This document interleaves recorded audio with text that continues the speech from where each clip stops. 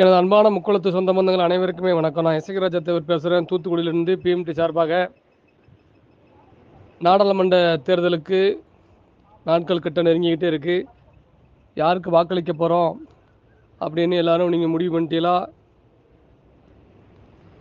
நான் இதுவரைக்கும் போன அத்தனை கிராமங்கள்லையுமே எடப்பாடி பழனிசாமிக்கு ஒரு வாக்கு கூட விழாது. இரட்டை இலை சின்னத்தில் ஒரு ஓட்டு கூட விழாது. அப்படி தான் மக்கள் எல்லாருமே சத்திய பிரமாணம் செஞ்சுருக்காங்க. கண்டிப்பான முறையில் எடப்பாடி பழனிசாமிக்கு நாங்கள் ஓட்டு போட மாட்டோம், ரெட்டலையை மறந்துட்டோயா அப்படின்னு சொல்லி எல்லாருமே ஆணும் பொண்ணும் சொல்லியிருக்காங்க. ரொம்ப மகிழ்ச்சியாக இருக்கிறேன். மிகப்பெரிய அளவில் தென் மாவட்டங்களில் டெபாசிட்டி இழப்பார் இந்த திருப்பி எடப்பாடி பழனிசாமி அவர்கள். அப்போதாவது எங்களுடைய சமூகத்தின் வலியையும் எங்கள் சமூகத்தின் ஒற்றுமையையும் அவர் புரிஞ்சுக்கிடுவார் அப்படின்னு சொல்லி நான் நினைக்கிறேன். நாங்கள் ஒற்றுமையோடு தான் இருக்கோம், நாங்கள் பிரிஞ்சு இல்லை அப்படிங்கிறத இதில் நம்ம காட்டணும். கண்டிப்பான முறையில் மக்கள் தயாராகிட்டாங்க, எங்களுடைய மக்கள் தயாராகிட்டாங்க எடப்பாடி பழனிசாமிக்கு எதிராக வாக்களிப்பதற்கு. அதுபோக என்னுடைய முக்குளத்து மக்களுக்கு நான் சொல்லக்கூடியது ஒன்று தான். அதாவது நாங்கள் ஏற்கனவே எடுத்தது தான், முக்குளத்தூர் வேட்பாளர்களுக்கு ஆதரவு அப்படிங்கிற ஒரு நிலைப்பாடு தான். முக்குளத்தூர் முகமாக பார்க்கப்படும் வேட்பாளர்கள் நம்ம தொகுதியில் நிற்கும் போது அவங்க ஜெயிக்கக்கூடிய வாய்ப்பு இருக்கும்போது, அது எப்படின்னா அனைத்து சமூக மக்களாலும் ஏற்றுக்கொள்ளக்கூடிய வேட்பாளர்கள் நம்ம தொகுதியில் நிற்பாங்க. நம்ம ஆள்களில் அவங்கள தேர்ந்தெடுத்து வாக்களிங்க. அதுதான் நமக்கு பிரயோஜனத்தை எப்படின்னா பிரயோஜனப்படும். குறிப்பாக அனைத்து சமூக மக்களாலும் ஏற்றுக்கொள்ளப்பட்ட திரு ஓபிஎஸ் அவர்களும், திரு டிடிவி அவர்களும், திரு நயனார் நாகேந்திரன் அவர்களும், கருப்பு முருகானந்தம் அவர்களும்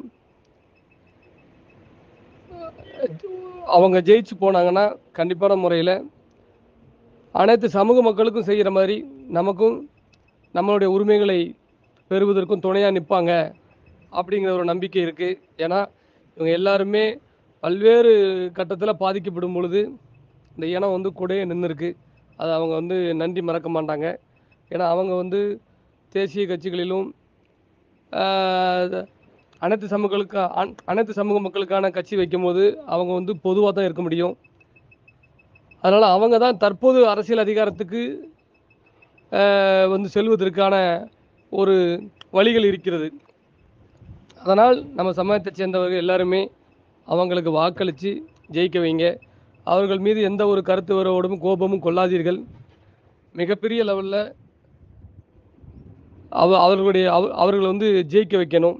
இதுதான் எங்களுடைய பிஎம்டியோட ஒரே நோக்கம், கொள்கை. வருஷ காலம் ஃபுல்லாக உங்களுக்காண்டி வருஷத்தில் 365 நாளும் நம்ம உங்களுக்காண்டி போராட்டம் ஆர்ப்பாட்டம்னு சொல்லி உங்களுக்காண்டியே வாழ்ந்துக்கிட்டு இருக்கோம். எங்களுக்கு நீங்கள் கொடுக்கக்கூடிய ஒரு கூலி என்னென்னா இவங்களை நம்ம ஜெயிக்க வைக்கிறது தான். இன்னொன்று என்னென்னா எந்த ஒரு பிரதிபலனும் யாரும் எதிர்பார்க்க வேண்டாம். இவங்கள்ட்ட எந்த ஒரு பிரதிபலனும் யாரும் எதிர்பார்க்க வேண்டாம்.